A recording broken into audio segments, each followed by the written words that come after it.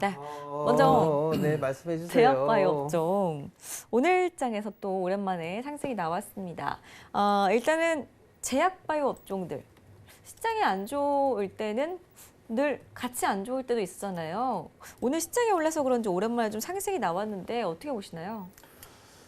뭐 일단 좀 따져보긴 따져봐야 될 것 같은데 김윤성 전문위원님께서 먼저 이렇게 확 치고 나가시려다가 들어가신 것 같아요. 이렇게 쏙 들어가신 것 같거든요. 먼저 좀 예. 말씀해 주셔야 될 것 같아요. 예. 네. 제가 먼저 항상 네. 얘기를 하니까 네네. 말씀을 드리도록 하죠. 오늘 그 코스닥 지수가 2.7% 정도 급등이 나왔죠. 예, 사실은.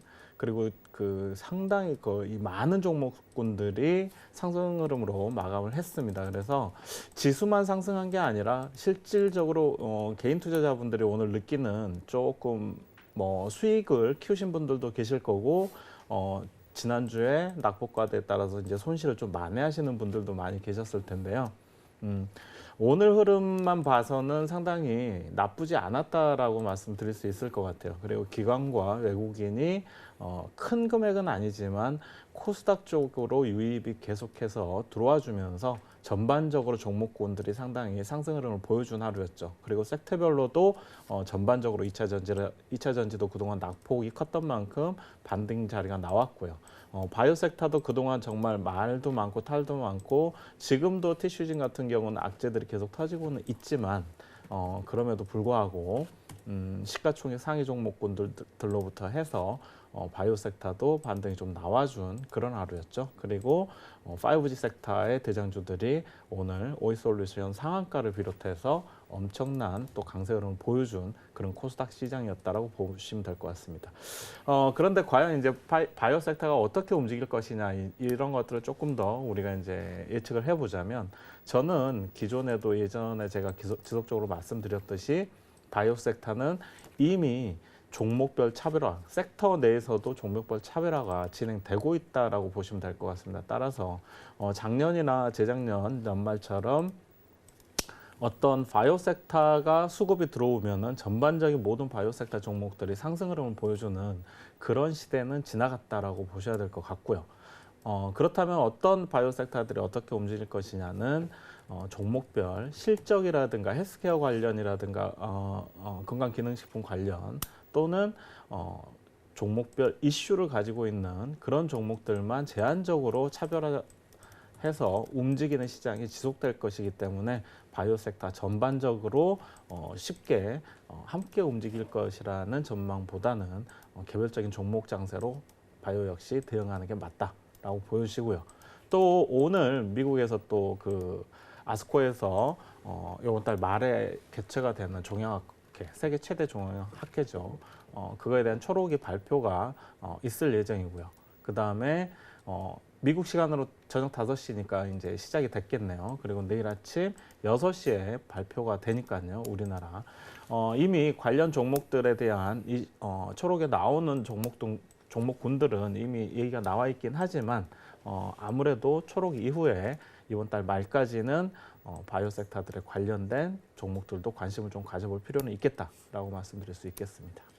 예, 일단 뭐 종목별로 좀 대응을 해보자라는 의견이 좀 있으신 것 같아요. 그러면 우리 앙숙 하채기 전문위원님은 제약바이오 쪽 섹터 연속성이 좀 있을까요? 아니 없습니다. 왜요?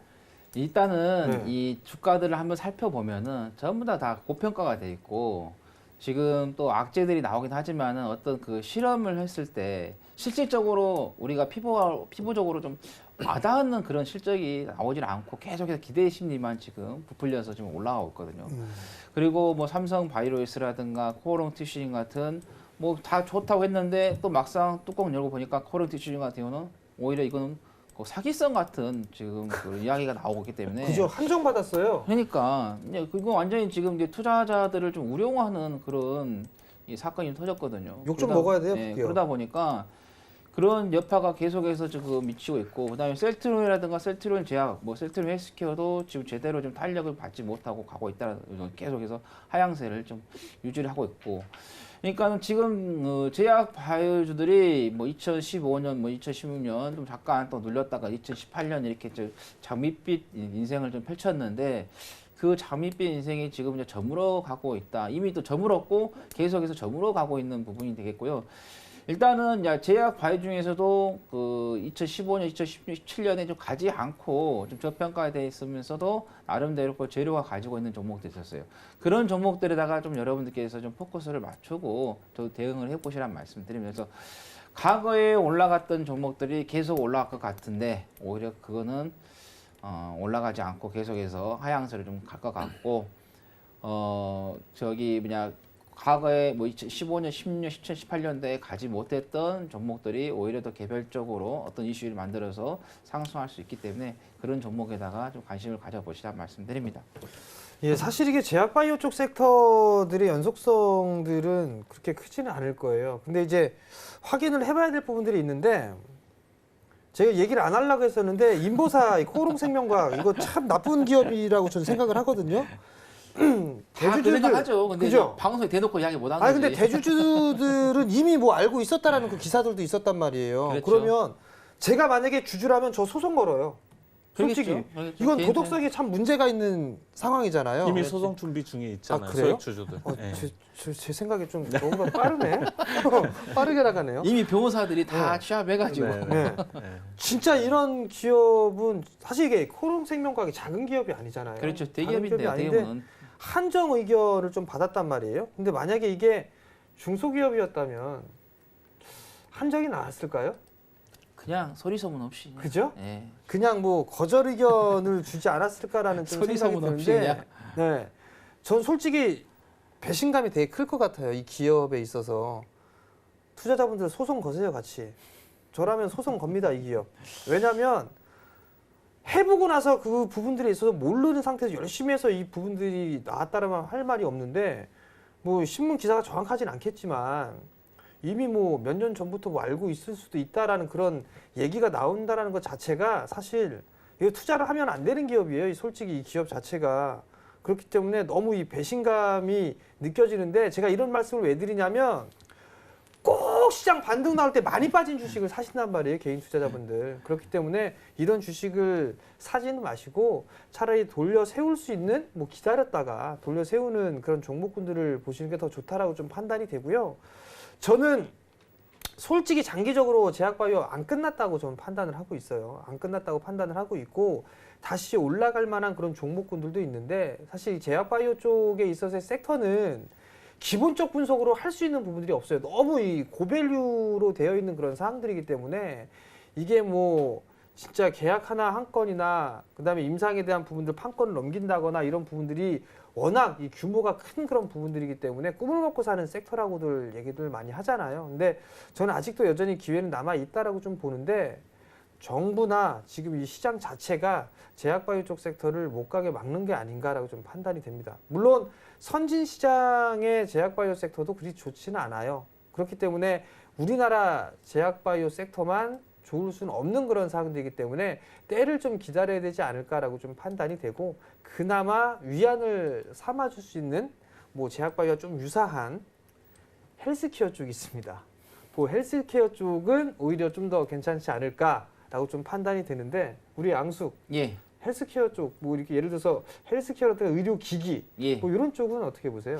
일단은 지금 네. 선진국 시장 자체가 지금 그쪽으로 가고 있는데 네. 우리나라는 지금 못 따라가고 있거든요. 그렇죠. 일단은 현 정부에서도 그 대선 할 때는 안 하겠다 했는데 이제 정부가 좀 출범하면서부터는 시내권이 아니라 도해지역, 그건 이제 의료 시설을 좀 받기가 어려우니까 그 부분에 있어서 좀 헬스케어 쪽으로 좀 개방을 하자라고 했는데 의료사 협회에서 네. 안 된다라고 지금 해가지고 이게 좀 규제가 지금 막혀 있는 부분이거든요. 근데 우리가 그 세계 시장에 발을 맞춰서 좀 따라가야 하는 부분이 있기 때문에 그런 게 좀 법적으로 빨리 정도 좀 통과가 된다고 하면은 헬스케어 관련된 종목들이 좋을 것 같아요. 지금 그 헬스케어 관련 종목들이 워낙 지금 저평가되어 있거든요. 뭐 유비케어 같은 경우는 최근에 좀 올라갔지만은 뭐 나노엔텍이라든가 그다음에 인성정보, 뭐 유비케어, 뭐 비트컴퓨터 등 다양한 종목들이 있는데 뭐 현대정보기술도 있죠. 그런데 아직 그 빛을 못 보고 있기 때문에 헬스케어 관련된 종목들은 가치주로서 장기 투자를 해도 좋다라는 말씀드립니다.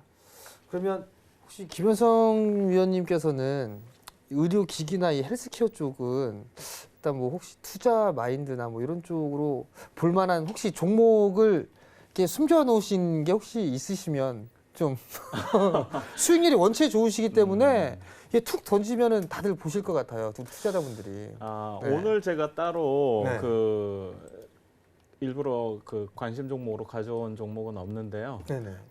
일단은 홍남기 부총리께서도 그 바이오 헬스케어 그 산업 쪽으로 또 지금 다시 그 정책을 발표하겠다. 그리고 그 자구책을 또 육성책을 또 발표하겠다라고 발표를 하면서 오늘 상당히 좋은 흐름들이 그렇지. 나왔죠. 네. 네. 그리고 아까 제가 말씀드렸듯이 바이오 섹터와 의료기기라든가 건강기능식품 관련된 헬스케어 쪽은 완전히 좀 구분을 하셔야 됩니다. 그리고 투자 포인트도 완전히 다르게 잡으셔야 되고요. 바이오 쪽은 성장, 꿈을 먹고 사는 섹터이기 때문에 임상이라든가 항암 관련된 이슈를 반드시 체크하셔야 되지만 헬스케어 관련주들은 여러분들이 제가 아까 말씀드렸던 것처럼 뭘 보셔야 된다? 바로 실적을 보셔야 됩니다. 실적이 나오는 기업 쪽들을 체크하신다면 충분히 여러분들이 또 그 분야에서도 그 수익을 낼 수 있고요.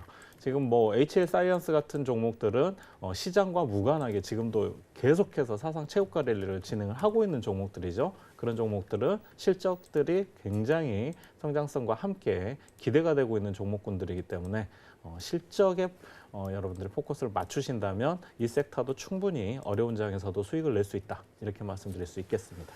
사실 이게 민간 바이오헬스 쪽 사업을 뭐 제2의 반도체 사업 산업으로 뭐 키우겠다, 뭐 저력이 충분하다, 뭐 이런 얘기는 있는데 이게 목소리 말만 하지 마시고 좀 규제를 확 풀어주세요. 사업할 수 있게끔 삼성바이오처럼 태클 걸지 좀 말아주시고요. 대신에 기업들 같은 경우는 코오롱 애들 그 코오롱 그렇죠. 쪽 같은 경우는 그래, 윤리적인- 정직하면 되잖아요. 그렇죠. 윤리적으로 정직하기만 하면 되잖아요. 그죠? 좀 이렇게 할 수 있게끔. 사실 개인 투자자분들 제약바이오 섹터에 좀 많이 물려 있습니다. 솔직히 말씀드리면 좀 이렇게 활짝 좀 열어주셔가지고 기업할 수 있게끔 그렇게 좀 만들어 주셨으면 좋겠습니다. 자, 첫 번째 이슈는 좀 길었는데 여기서 좀 마무리를 하도록 하겠습니다.